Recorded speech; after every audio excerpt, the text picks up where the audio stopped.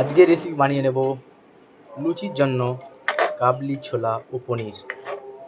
প্রথমে আমরা কাবলি ছোলাটা প্রেসার কুকারে 3টে সিটি মেরে নেব।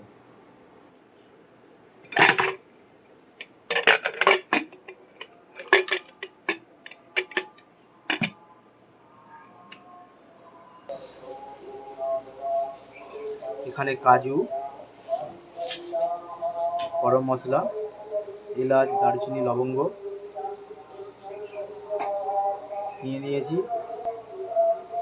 তার সাথে মগজদানা আছে ও কাজু আছে।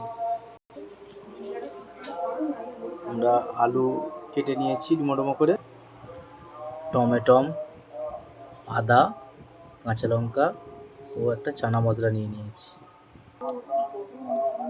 এবার এই মশলাটা করে নেব।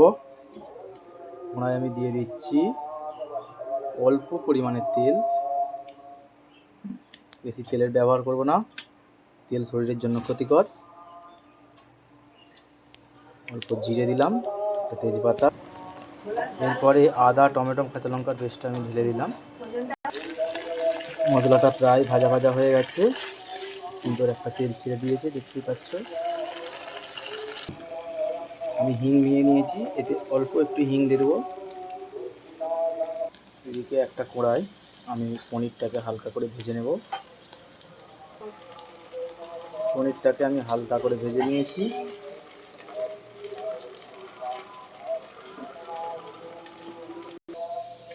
এবার আমি দিয়ে দেবো 1 চামচ হলুদ গুঁড়ো,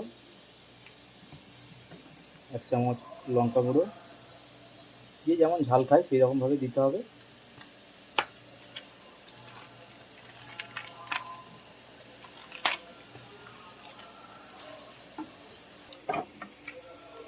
লঙ্কাটাকে ভেজে নিয়েছি। এরপরে যে চানা মশলাটা ছিল সানরাইজের, এটা হাফ দেবো, হাফ পরে দেবো।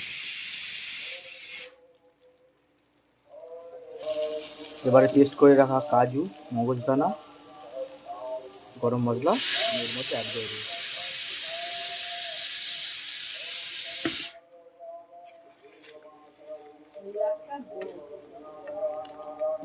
এইদিকে প্রেসার কুকারের আমার সিটি হয়ে এসেছে, আর একটা সিটি করলেই আমি নামিয়ে নেব।